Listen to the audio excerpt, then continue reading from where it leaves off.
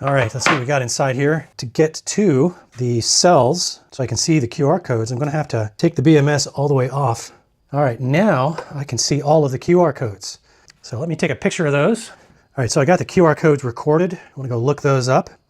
But as you can see, there's a nice channel that runs down on these vents on the top of the cells, and this metal channel that goes across the top that holds the BMS keeps those clear. So there is a way for those to vent if they need to. All right, I got the QR code information to share with you, and before I do that, I also did a little bit more digging into what is up with these flat conductors here. And these are actually, as it turns out, oxygen-free, very high quality braided copper conductors.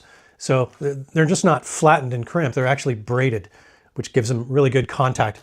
So pretty cool. All right, so let's talk about the QR codes and what I was able to find out. But as you can see, out of the 4 prismatic cells here, they are all manufactured by Eve Power, which is a well-known high-grade battery cell manufacturer.